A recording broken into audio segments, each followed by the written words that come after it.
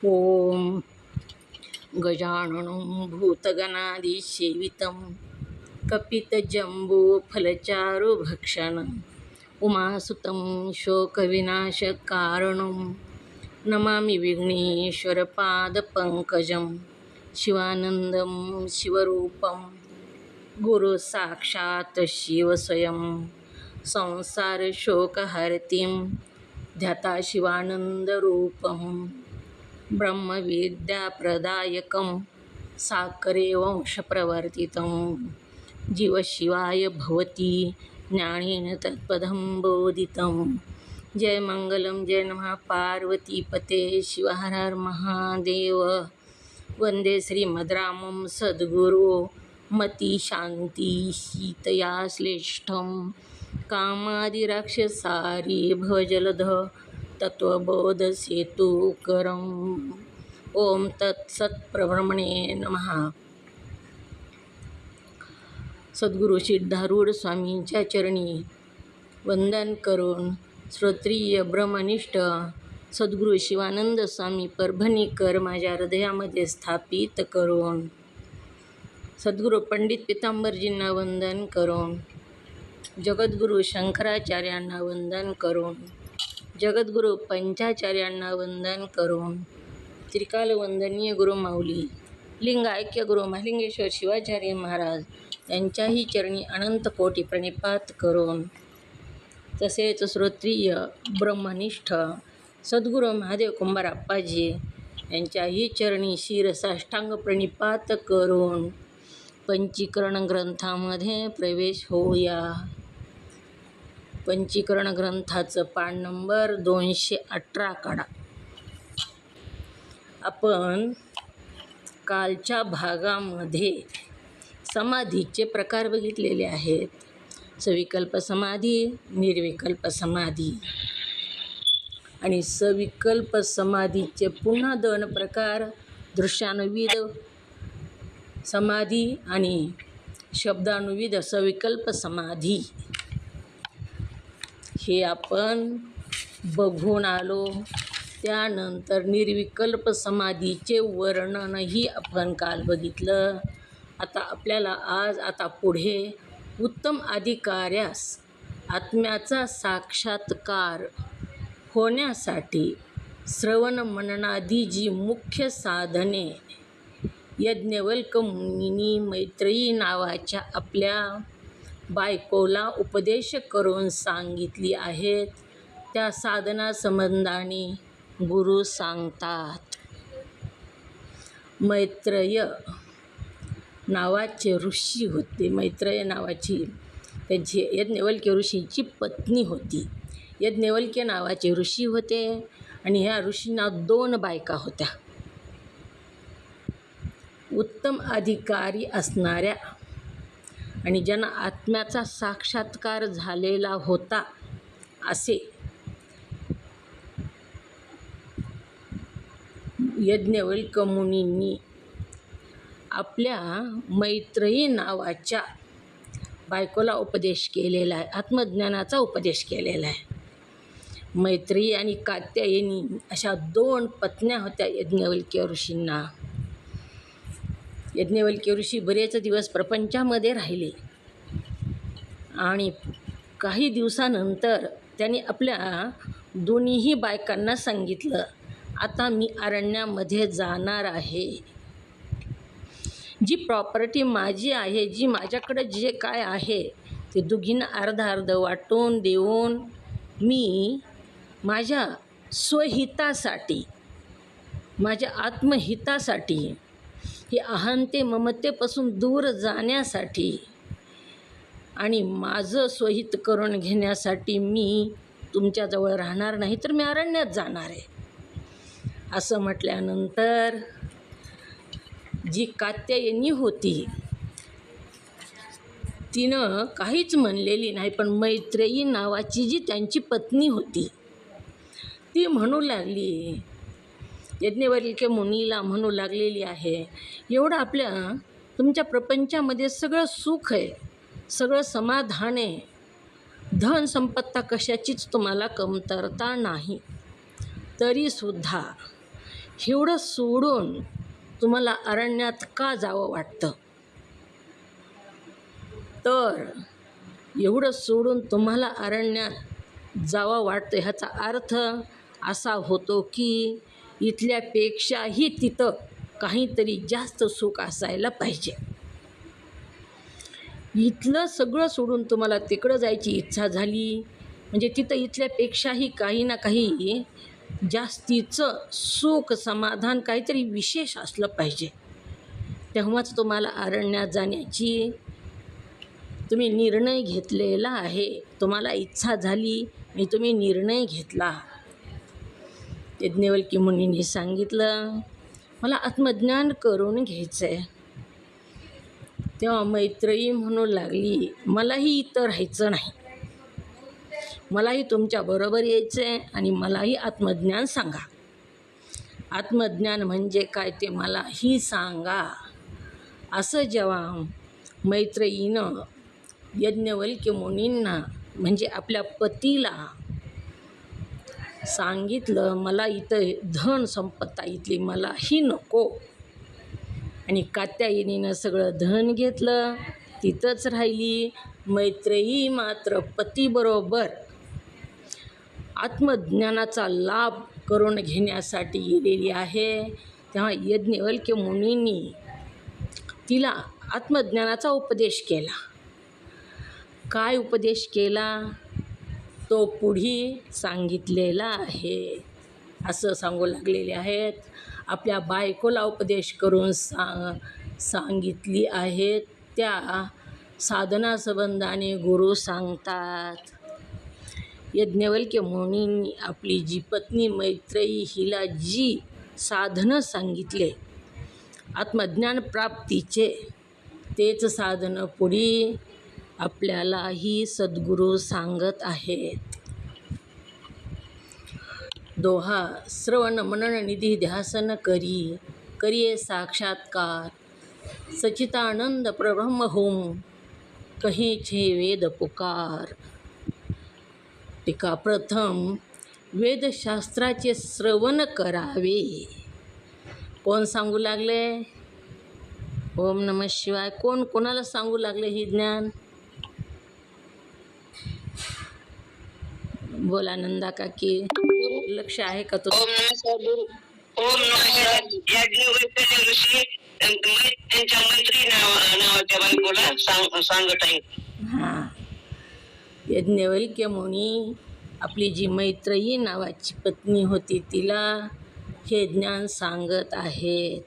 काय सांगत आहेत ते आपण आता बघणार आहोत. प्रथम वेदांत शास्त्राचे श्रवण करावे. प्रथम सुरुवातीला काय कर? वेदांत शास्त्राचं श्रवण कर. ब्रह्म आणि आत्मा या दोघांच्या ऐक्याचा निश्चय उत्पन्न करणारी जी 6 प्रकारची लिंगे. कशाचा निश्चय? ब्रह्म आणि आत्मा या दोघांच्या ऐक्याचा निश्चय. ब्रह्म म्हणजेच आत्मा आणि आत्मा म्हणजेच ब्रह्म, आणि ब्रह्म म्हणजेच आत्मा असल्या कारणानं मी म्हणजेच ब्रह्म आणि मी म्हणजेच आत्मा या दोघांच्या ऐक्याचा निश्चय उत्पन्न करणारी ब्रह्म आणि आत्मा ह्याचा ऐक्याचा निश्चय, ऐक्याचेच निश्चित ही उत्पन्न करणारी 6 प्रकारची लिंगे. 6 प्रकारानं सांगितलं. 6 प्रकारची लिंगे म्हणजे गुह्यार्थ समजून देणारी लक्षणे. गुह्यार्थ म्हणजे गूढार्थ, काहीतरी वेगळं गूढार्थ. गूढार्थ लपलेला आहे आपण म्हणतो तो गुह्यार्थ समजून देणारी लक्षणे. लिंगे कशाला म्हणावं? तर गूढार्थ समजून देणारी जी लक्षणे आहेत त्यांना लिंगे असं म्हणावं. याच्या योगाने सर्व वेदांत वाक्याच्या तात्पर्याचा ब्रह्माच्या ठिकाणी जो निश्चय करणे त्या श्रवणाशे म्हणावे. लिंग कशाला म्हणावं? आणि श्रवण कशाला म्हणावं हे सांगू लागलेले आहेत. लिंग म्हणजे गूढ अर्थ समजून देणारं लक्षणे किंवा लय गमनरहित तत्व म्हणजेच लिंग. ज्याचा लयही होत नाही आणि गमनही होत नाही असं तत्व म्हणजेच लिंग. लिंग म्हणजे आत्मा, आणि आत्मा लयही होत नाही आणि गमनही करत नाही. आत्म्याचा कधीच नाशही होत नाही. लय होत नाही म्हणजे नाश होत नाही, गमन करत नाही म्हणजे आत्मा कुठं जात नाही, येत नाही. आकाश कुठं जातं का हो? आकाशाप्रमाणे आत्मा सांगितला. आपण गावाला जाताना इथलं आकाश घेऊन दुसऱ्या गावाला जातो का? तर नाही, तिथल्या तिथंच आकाश आहे. तसंच आत्मासुद्धा आहे. म्हणून लिंग कशाला म्हणावं? तर लिंगाची व्याख्या लय गमन रहित तत्वम लिंगम. लय गमन रहित. ओम नमः. गमन रहित, लय गमन रहित तत्वम लिंगम.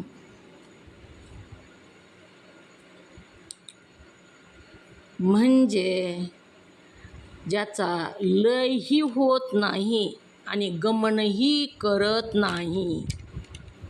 गमनही करत नाही आणि लयही होत नाही असं जे तत्व आहे त्याला काय म्हणावं? काय म्हणावं?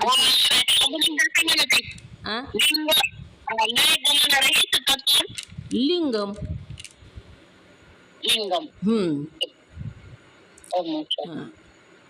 कशाला म्हणावं लिंग? तर ज्याचा लयही होत नाही. लय होणं म्हणजे नाश होणं. लय पावला आपण म्हणतो, नाश होणं. आणि गमन, गमन म्हणजे जाणं येणं. तर लय आणि गमन, लय बी होत नाही आणि गमनही करत नाही असं जे तत्व आहे त्याला काय म्हणावं? काय म्हणावं ह्या तत्वाला? ओम नमः शिवाय. हां, लिंग म्हणावं. मग लिंग आकाशाप्रमाणे. लिंग म्हणजेच आत्मा. लिंग म्हणजे आत्मा, ज्याचा लय होत नाही, गमन करत नाही असं तत्व म्हणजेच लिंग. आणि लिंग म्हणजेच आत्मा. लय होत नाही आणि गमनही होत नाही आत्म्याचं असं सांगितलेलं आहे. तर श्रवण सांगितलं पुन्हा. श्रवण म्हणजे काय सांगितलं? श्रवण म्हणजे ब्रह्माच्या ठिकाणी निश्चय करणं, गूढार्थ समजून देणारी लक्षणे. याच्या योगाने सर्व वेदांत वाक्याच्या तात्पर्याचा, वेदांत वाक्य कशा करता सांगतात, सांगण्याचं तात्पर्य काय, काहीतरी तात्पर्य असतं. ब्रह्माच्या ठिकाणी जो निश्चय करणे त्या श्रवणाशे म्हणतात. वेदांत वाक्य तुम्ही कशा करता ऐकता? काहीतरी तात्पर्य असेल ना, किंवा सांगतात, ऐकतात कशा करता? तर ब्रह्माच्या ठिकाणी जो अद्वैताचा, वेदांताच्या तात्पर्याचा ब्रह्माच्या ठिकाणी जो निश्चय करणे त्या श्रवणाशे म्हणावे. मीच ब्रह्म आहे असा मनाचा दृढ निश्चय करणे. अनेक मनात जे संकल्प, अनेक मनातल्या ज्या संशय, सगळे लिंगाविषयी म्हणजे आत्म्याविषयी जे संशय आहेत, सर्व प्रकारचे संशय दूर होतील अशा प्रकारे दृष्टांताने वेदांत वाक्याच्या अर्थाच्या ठिकाणी, वेदांत वाक्याच्या अर्थाच्या ठिकाणी दृष्टांताने आपल्या आपल्या मनालाच समजून सांगणे म्हणजे श्रवण करणे. श्रवणाचे सुद्धा 3 प्रकार सांगितले. वेदांत वाक्य श्रवण करता असताना त्याचे 3 प्रकार सांगितलेले आहेत. तर एक अपादत्ता श्रवण सांगितलं. पहिला प्रकार काय सांगितला? अपादत्ता श्रवण. आणि दुसरा अंगश्रवण आणि अंगी श्रवण असे 3 प्रकार सांगितले. पहिला अपादत्ता श्रवण, दुसरा अंगश्रवण आणि तिसरा अंगी श्रवण. तर अपादत्ता श्रवण कशाला म्हणावं? 3 प्रकारचे श्रवणाचे किती सांगितले प्रकार? ओम नमः शिवाय.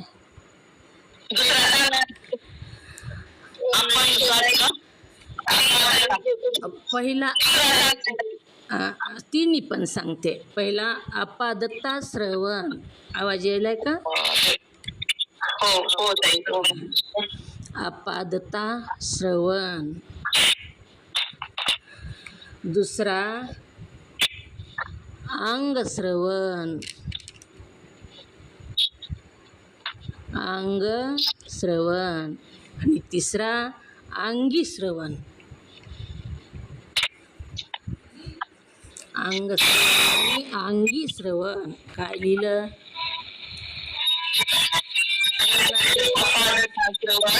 ओम नमः शिवाय, अंगश्रवण आणि अंगश्रवण. याला काय म्हणतात ताई? ओम नमः शिवाय. काय म्हणलात? याला काय म्हणतात? श्रवण. आपण जे श्रवण करतो, श्रवण करणं म्हणजे सगळे संशय दूर होतील अशा अर्थानं मी आत्मा आहे असा दृढ निश्चय होण्यासाठी आपण ह्या ग्रंथाचं श्रवण करू लागलेलो आहोत. आता ऐकू लागलेलो आहोत. श्रवण करणं म्हणजेच ऐकणं. कशाकरता ऐकत आहोत? तर आपल्याला दृढ निश्चय करायचा आहे की मीच आत्मा आहे आणि मीच ब्रह्म आहे. मग ह्याच्यामध्ये जे संशय येतात आपल्याला, ते सगळे संशय दूर करून आपल्याच मनाला समजून सांगायचे, श्रवण करायचे. तर असं श्रवण करत असताना ह्या श्रवणाचे 3 प्रकार सांगितले. श्रवणाचेच 3 प्रकार. कोणकोणते प्रकार सांगितले? 3. तर पहिला प्रकार सांगितला अपादत्ता श्रवण, दुसरा अंगश्रवण आणि तिसरा अंगी श्रवण सांगितला. आता अपादत्ता श्रवण कशाला म्हणावं? अपादत्ता श्रवण म्हणजे आपण परमार्थात आपला प्रवेश झाला. या अद्वितीय ब्रह्म जी आहे ज्ञान, या ज्ञानाकडे आपल्याला सुरुवातीला प्रवेश झाला. तेव्हा नंदा काकी बोलायचे का? म्यूट उघडले, बोलायचे का? नाही, चुकून राहिलं. म्यूट करा. अपादत्ता श्रवण म्हणजे परमार्थात प्रवेश होणं. सुरुवातीचा काळ आपण जेव्हा अद्वितीय ग्रंथ ऐकायला सुरू केलं, पंचीकरण, विचार चंद्रोदय, विचार सागर, तत्वानुसंधान, ही जी ग्रंथ आहेत ही अद्वैत ज्ञान सांगणारे ग्रंथ आहेत. ही ग्रंथात आपला सुरुवातीला प्रवेश झाला. ही ग्रंथ ऐकायला आपण सुरुवात केलं, त्याला काय म्हणावं? अपादत्ता श्रवण. संत संगतीने श्रद्धापूर्वक भक्तीने केलेले जे सतशास्त्र श्रवण, त्याला अपादत्ता श्रवण असं म्हणावं. कसं काय म्हणावं? संत संगतीने श्रद्धापूर्वक. संताच्या संगतीमध्ये ही श्रवण करावं लागतं. संगतीचा खूप परिणाम आहे बरं का. जाणतेपणानं, अंजानपणानं त्याचा परिणाम होतोच, झाल्याशिवाय राहत नाही संगतीचा परिणाम. घरामध्ये माणसं सगळे पारमार्थिक असतात. तर बघा तुम्ही, घरामध्ये किती आनंद राहतो. आणि विरोध करणारे लोक असतात तर आपलीसुद्धा वृत्ती विचलित होऊन जाते. श्रवणसुद्धा व्यवस्थित होत नाही. तर मग श्रवण कसं करायचं? अपादत्ता श्रवण म्हणजे काय? तर संत संगतीने श्रद्धापूर्वक संताची संगती असावी, संताच्या मुखातून ते ऐकावं, ऐकत असताना अंतःकरणामध्ये भक्ती श्रद्धा असावी. परीक्षा बघण्यासाठी ऐकू नये. परीक्षा बघी कसं सांगतं ते आपण बघू, त्याला येतं का सांगायला, म्हणून जर ऐकलं तर कळतच नाही. पार्वती शिवमहापुराणामध्ये सतीला सुद्धा कुंभद ऋषीचा सत्संग कळालेला नाही. त्यांना सुद्धा संशय आला सुरुवातीला. ही तर कुंभद ऋषींनी काय केलं, शिव आणि सती कुंभद ऋषीच्या सत्संगाला गेले. शिव परमात्म्यानं लग्न झाल्याबरोबर प्रथम सतीला जोडीनं भूमीवर पाय ठेवून कुंभद ऋषीच्या सत्संगाला नेलेलं होतं. आणि कुंभद ऋषींनी शिवपार्वती दिसल्याबरोबर नमन केलं. नमन केल्यानंतर सतीला वाटलं ही तर आमच्याच पाया पडतात आणि ह्यांना काय येत असणार आहे, आम्ही देव आहात, ही ऋषी आहेत, हे आमच्यापेक्षा म्हणजे कमीच आहेत आणि आम्ही आल्याबरोबर हे आमच्याच पाया पडले आणि ह्यांचा सत्संग आम्ही कसा ऐकावा, म्हणजे आम्ही श्रेष्ठ आहेत ह्यांच्यापेक्षा. देव आहेत ना, खरं पण श्रेष्ठच होते ना. कुंभद ऋषीच्या सत्संगाला नेलं होतं तर सतीला असा संशय आला आणि सतीला काहीच कळालेलं नाही सत्संगातलं. मी तिथून पुढे रामाची परीक्षा बघितली आणि ती खूप मोठा कथाभाग आहे.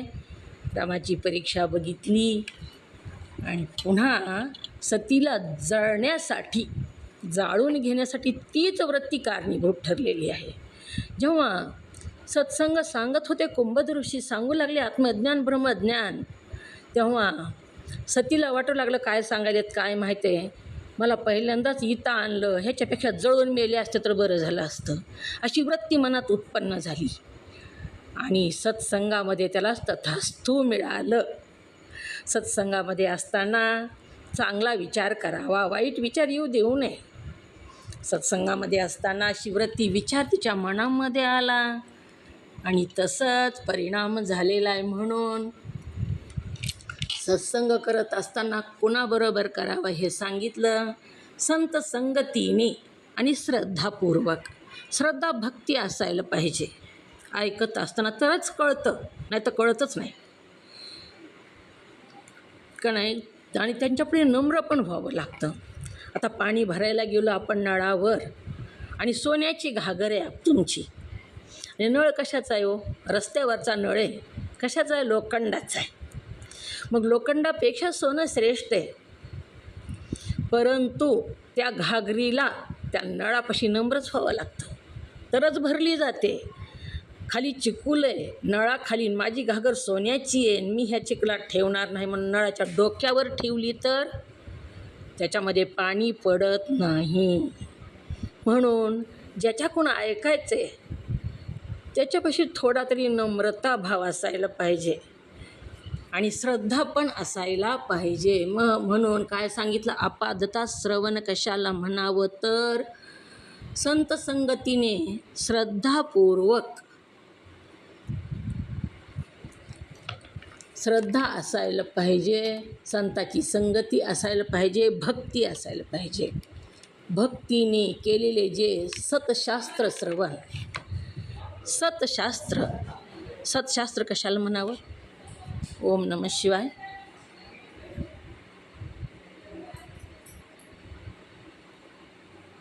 सतशास्त्र कशाला म्हणावं,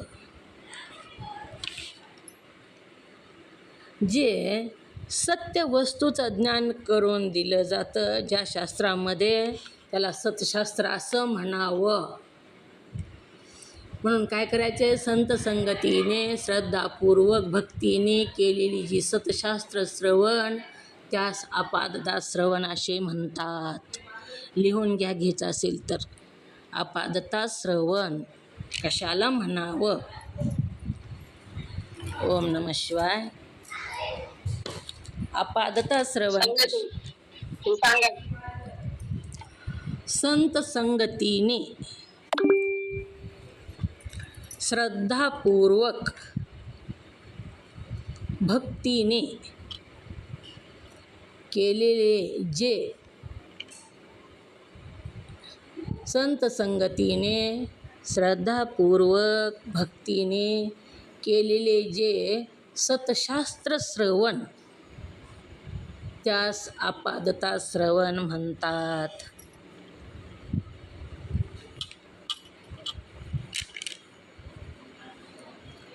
संत संगतीने श्रद्धापूर्वक भक्तीने भक्तीने केलेले जे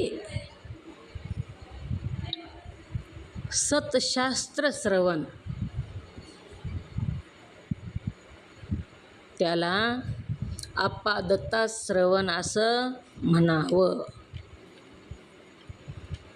लक्ष्मीताई लिहिलं का? ओम नमः शिवाय. काय लिहिलं? सांगू का? हो. सांगू सांग. का? आता श्रवण म्हणजे काय? आपादता श्रवण म्हणजे संत संगतीने श्रद्धापूर्वक भक्तीने केलेले जे सतशास्त्र श्रवण, त्याला आपादता श्रवण असे म्हणतात. हां, बरोबर. ओम नमः शिवाय. हो, आलं, बरोबर आलं. काकी सांगा, सांगून बघायचं का? ओम नमः शिवाय. हां. आपादता श्रवण. ओम नमः शिवाय. ओम नमः. संत आपादता श्रवण. आपादता हां. आपादता श्रवण कशाला म्हणावे. ओम नमः. संत संगतीने हे पण सांगायचं का? ग्रंथ ऐकण्यास सुरुवात करणे आणि संत संगतीने आता जेवढं व्याख्या सांगितली तेवढीच सांगा. संत संगतीने ओम नमः शिवाय. संत संगतीने भक्ती व श्रद्धापूर्वक संतांच्या मुखातून सतशास्त्राचे श्रवण करणे, संतापुढे नम्र होऊन सत्यशास्त्राचे श्रवण करणे, त्याला आपादता श्रवण असे म्हणावे. बरोबर लिहिलं. आपादता श्रवण असे म्हणावे. दुसरं काय सांगितलं? अंग श्रवण. आता अंग श्रवण कशाला म्हणावे तर यालाच विचाररूप श्रवण सुद्धा म्हणतात. अंग श्रवण म्हणजे विचार करायचा आहे, विचाररूप श्रवण आहे ती. ज्याचा उत्तम अधिकारी जो आहे ना, तो विचार करतो बघा, महावाक्याचा विचार करतो. आणि महावाक्याचा विचार करून श्रवणानंतर संशयादी ब्रह्मादिकाचा प्रतिबंध होत असल्यामुळे त्या साक्षात्कारात्मक ब्रह्म एक ज्ञान प्राप्त होत नाही. विचार जर नाही केला तर त्याच्यामध्ये काय होतात तर संशय उत्पन्न होतात. खरं असेल का? की बरोबर आहे का? म्हणजे की सांगतात ते खरं आहे का खोटं आहे? असे जे संशय उत्पन्न होतात ते संशय आपल्या मनानंच दूर करायचेत आणि ज्ञान प्राप्त करून घ्यायचे. संशय निवृत्त होतो, त्याला अंगश्रवण असे म्हणतात.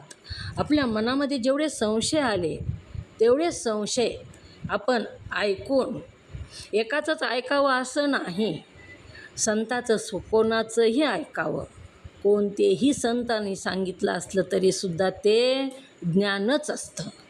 आणि ज्ञान ऐकून आपल्या मनातले सगळे संशय दूर होतील असं आपण श्रवण करावं.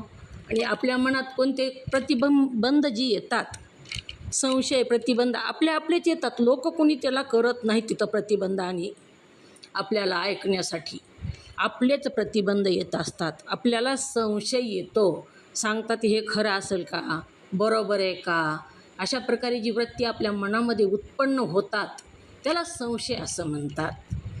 आणि ही प्रतिबंध जी होतात ते ब्रह्मज्ञान ऐकून ते प्रतिबंध दूर झाले म्हणजे त्याला काय म्हणावं? अंगी श्रवण असं म्हणावं. अंग श्रवण असं म्हणावं. अंगी नाही, अंग श्रवण असं म्हणावं. आपल्या मनातले सर्वच प्रतिबंध जेव्हा दूर होतात तेव्हा त्याला अंग श्रवण असं म्हणावं.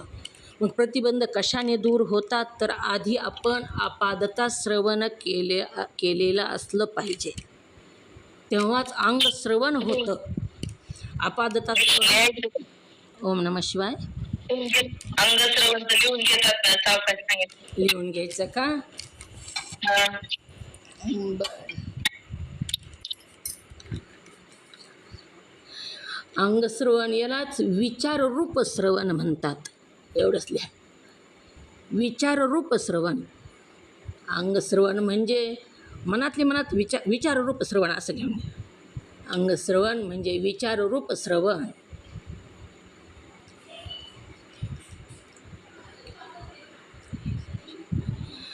ज्याचा पूर्व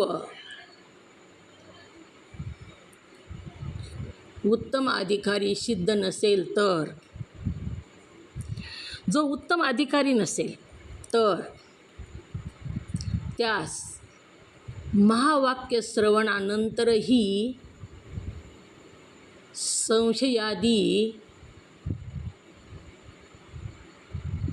नसेल, अधिकारी सिद्ध नसेल, ज्याचा पूर्व उत्तम अधिकारी सिद्ध नसेल तर त्यास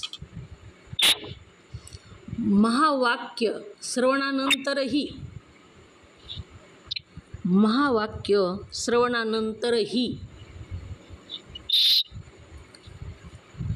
संशय येतो. महावाक्य तर श्रवण केलं तरी सुद्धा त्याच्या मनात संशय राहिला म्हणजे संशय येतो. महावाक्य श्रवणानंतरही संशय राहतो आणि ब्रह्मज्ञान प्राप्त करून घेण्यासाठी प्रतिबंध होतो. संशय राहिला की प्रतिबंधच होतो ना. महावाक्य श्रवणानंतरही संशय राहतो आणि ब्रह्मज्ञान प्राप्त करून घेण्यासाठी प्रतिबंध होतो.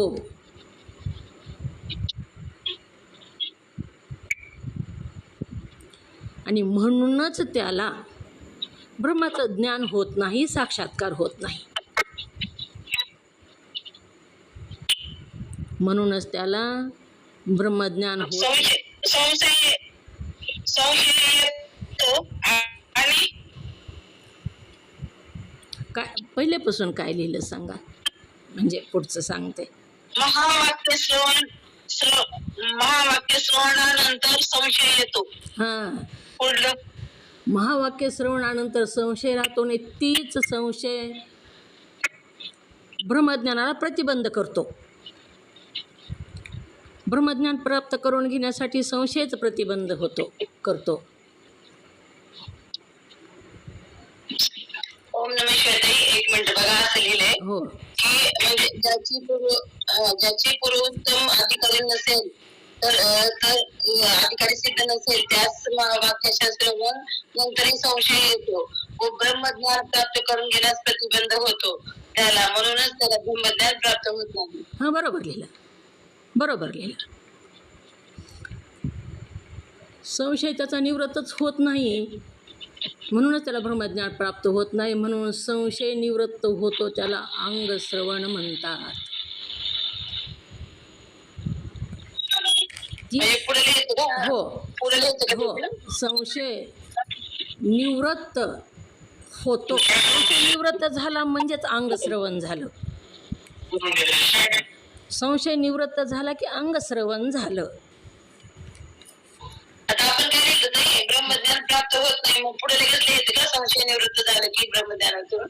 संशय निवृत्त होतो त्यालाच अंगश्रवण म्हणतात.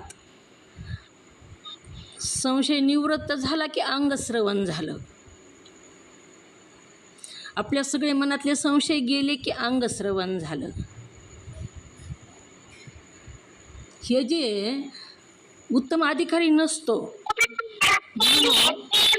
ओम नमः शिवाय, उत्तम अधिकारी नसतो म्हणून त्याच्या मनामध्ये संशय येतात आणि ते संशय आल्यामुळं आत्मज्ञान प्राप्त होत नाही. जेव्हा ते सगळे संशय निवृत्त होतात तेव्हा त्याला अंगश्रवण असे म्हणतात. आलं का लक्षात? मला व्याख्या कशी सांगावी ही लक्षात येईना आता. ओम नमः शिवाय. तुम्ही बरोबर लिहिलं, ती वाचून दाखवा एकदा. ओम नमः शिवाय. तुम्ही सांगितलं मी लिहिले की ज्यांचा पूर्व उत्तम अधिकारी सिद्ध नसेल त्यास महावाक्याच्या श्रवणानंतरही संशय येतो व ब्रह्मज्ञान प्राप्त करून घेण्यास प्रतिबंध होते. म्हणूनच त्याला ब्रह्मज्ञान प्राप्त होत नाही.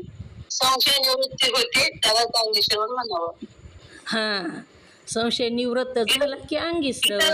म्हणजे मला कसं वाटायला काहीतरी राहिले का, कारण हो का ब्रह्मज्ञान प्राप्त होत नाही हे मान्य, मग कशाने ब्रह्मज्ञान प्राप्त होईल, म्हणजे त्याचं संशय निवृत्त कशाने होईल, काहीतरी शब्द टाकायला पाहिजे का असं विचारायला. संशय निवृत्त करून घ्यायचा विचाराने. हा काय असं काहीतरी. हा तेच म्हणजे पहिल्या ह्याच्यात सांगितलं ना अपादत श्रवणामध्ये, संत संगतीने श्रद्धापूर्वक भक्तीने केलेले जे सतशास्त्र श्रवण त्यास अपादता श्रवण म्हणतात.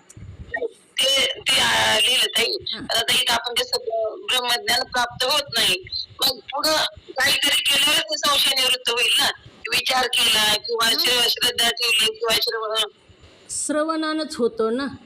संत संगतीने श्रद्धापूर्वक भक्तीने केलेले जे सतशास्त्र श्रवण, ही पायऱ्या आहेत. ही पहिली पायरी आहे. संत संगती ही दुसरी. संत संगतीने श्रद्धापूर्वक भक्तीने सतशास्त्राचं श्रवण केलं त्याला अपादता श्रवण म्हणतात. आणि अंग श्रवण म्हणजे महावाक्याचं श्रवण केलं तरीसुद्धा पुन्हा संशय राहिला, पुन्हा संशय येऊ लागला, खरे का खोटे की, बरोबर आहे का नाही की. ही जी संशय आहे हा संशय ब्रह्मज्ञानाला प्रतिबंध करतो. हा संशय ब्रह्मज्ञान होऊ देत नाही आणि त्यास साक्षात्कार पण होत नाही, मग ज्ञान प्राप्त होत नाही.